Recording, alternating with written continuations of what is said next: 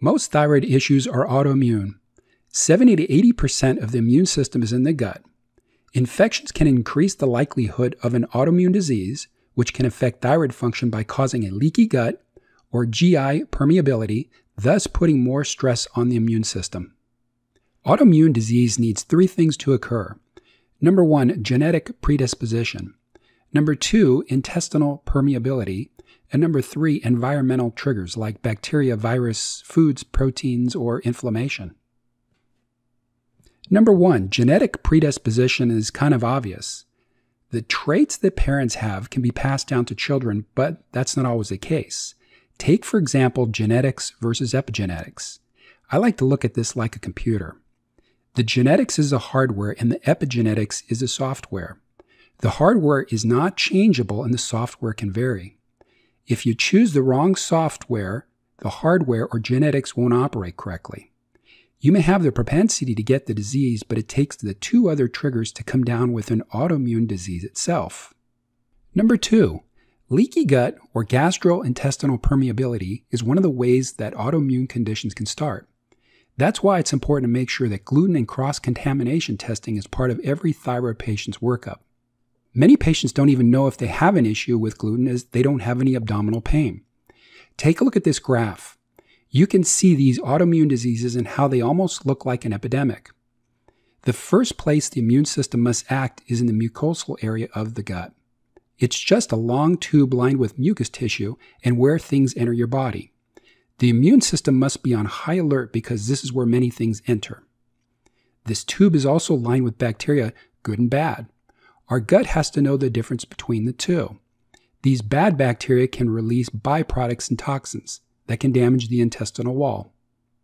Intestines can be damaged by processed foods, food preservatives, stress, alcohol, toxins, infections, inflammation, medication, and lack of fiber. A protein called zonulin opens up the spaces between the cells of the intestinal lining. That normally occurs in order for nutrients and other molecules to get in and out of the intestines. However, when leaky gut is present, the spaces between the cells open up too much, allowing for larger protein molecules to get into the bloodstream, where an immunologic reaction can take place. This is where molecular mimicry comes in. The immune system has several different types of white blood cells. B lymphocytes, a certain kind of immune cell, makes antibodies. Antibodies are like a tag or marker that attaches to the foreign invader or pathogen. When immune cells see this tag, they know that a foreign invader needs to be destroyed. These antibodies continue to stay in the body waiting in case the pathogen returns. So here we see a sketch of an antibody. Its job is to mark the foreign invader for destruction. You can see that it has a receptor site where molecules can dock. They have to fit into the receptor site or they won't work. If a protein particle or peptide chain enters the body, the sequence of amino acids in that peptide can look a lot like the sequences within our body's tissues. If you take a look at the top of each drawing, you can see that the sequence of letters may look somewhat alike. This represents the amino acid sequence we may see common in all 3 things: thyroid tissue, gluten, and casein. The gluten or casein polypeptide chain look a lot like the thyroid in some aspect. So if our leaky gut leaves in a peptide from gluten, in addition to tagging gluten or casein, the antibodies will also tag thyroid cells for destruction. This is called autoimmunity. Once you have the antibodies, your body can continue to make them if the pathogen still invades the body, or you continue to have a leaky gut while eating foods that mimic body tissues. Number 3, now we come to environmental triggers. And the first pathogen we have is Yersinia enterolytica. This bacteria is prevalent in thyroid autoimmunity and resides in the gut. It has receptors for TSH or thyroid stimulating hormone. TSH receptor antibodies are then made and can trigger the immune response not only to the bacteria but also to the TSH receptor. We see higher antibodies for Yersinia in autoimmune thyroid patients. Mycobacterium avium paratuberculosis, or MAP for short, is another bacteria in the gut.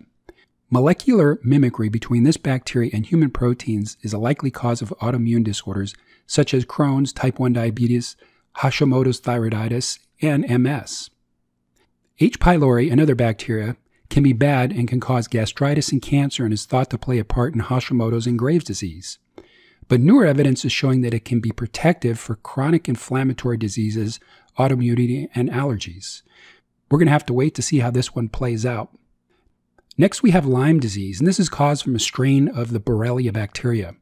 Research also showed that it can trigger Hashimoto's as well. Epstein-Barr and herpes virus have also been linked to leaky gut, which can cause thyroid issues.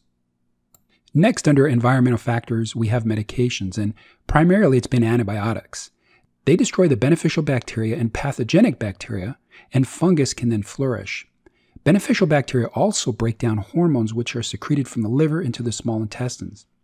If you lack the beneficial bacteria to break down estrogen and have a leaky gut, you may now reabsorb estrogens, which can then affect thyroid function. Secondary medication is non-steroidal anti-inflammatory medications. Inflammation. Things like food sensitivities or allergies, alcohol, and stress can cause inflammation, which in turn can cause an increase in intestinal permeability. Processed foods like sugar, grains, gluten, artificial sweeteners, processed meats, certain processed oils including corn, soy, cottonseed, and canola can also cause inflammation and as a result can cause a leaky gut. A dominance in omega-6 fats can also cause inflammation. What about the flora in your mouth? Can your mouth be leaky? Oral health can also cause issues not only with bad flora, but also chronic gum or tooth infections that can lead to autoimmune diseases. There has also been research that showed urinary bacterial overgrowth linked to rheumatic arthritis. A lack of stomach acid or HCl, digestive enzymes, and bile can also cause a problem. If your food does not digest, it can become inflammatory and cause damage to the intestinal walls. In addition, if these proteins are not broken down into the amino acids, then they can pass through an already leaky gut, causing more immune responses and possibly autoimmunity. Now that we've identified the three main things that need to occur before you get an autoimmune disease, let's look into testing and better understand what we're looking for. There are different ways to look for infection. The first is with a simple blood lab test. A simple CBC or complete blood count looking at cell types can really catch large infections. I would also look at inflammatory markers like hsCRP, ESR, and plasma viscosity. The next test I would look at is stool testing. Polymerase chain reaction technology, or PCR for short, looks at the DNA of microbes so we get a good assessment of what's really there.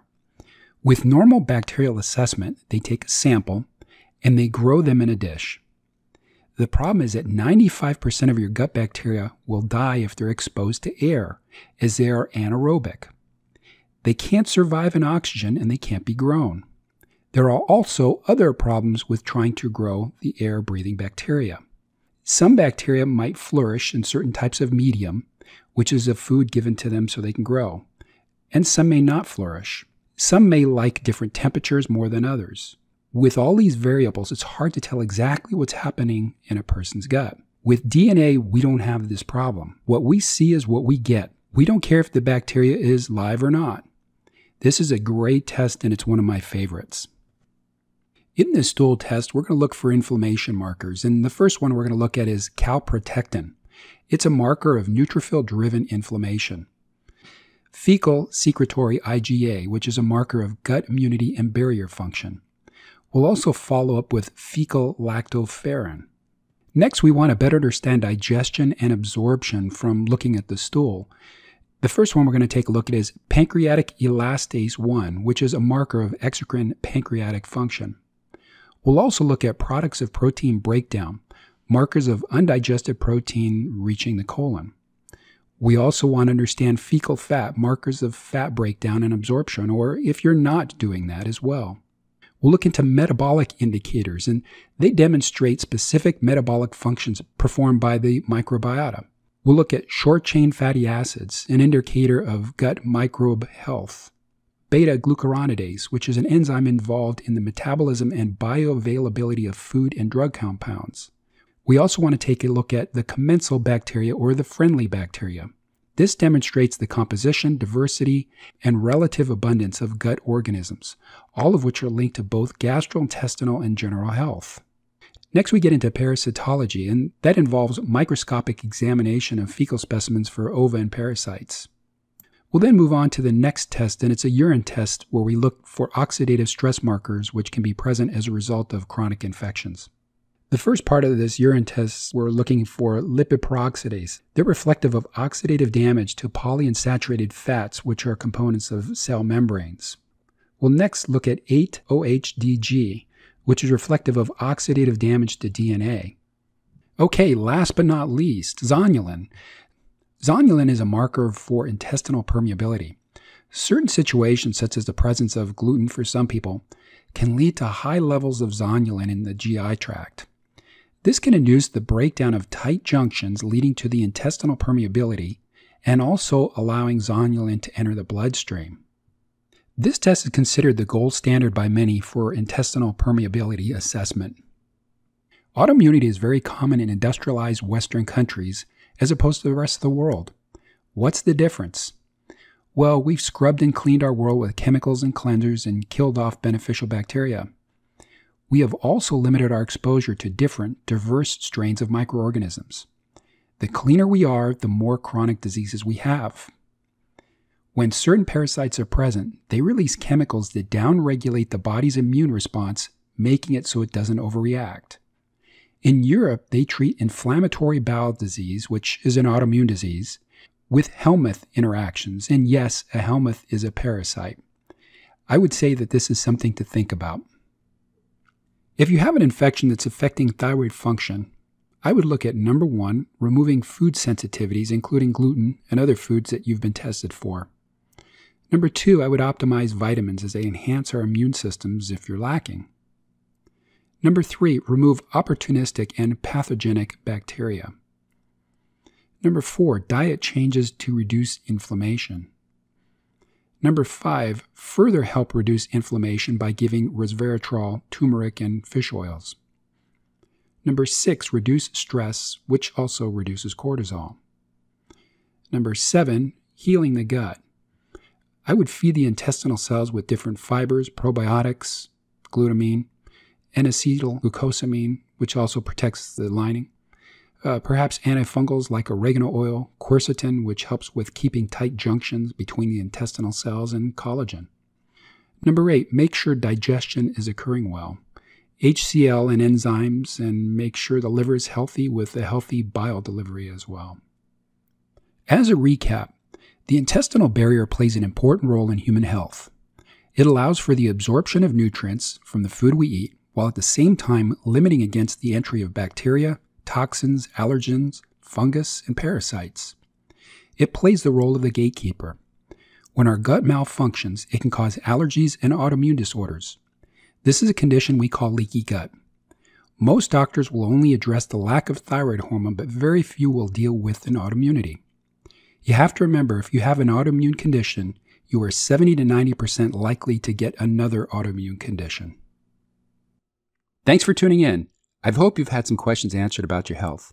If you want to know more, go to my website, drcelaya.com, and schedule a free 15-minute consult, or just become a new patient. We'll look into your issues and with lab work, get to the bottom cause of your problems. If you want to see more videos like this about your health, please subscribe.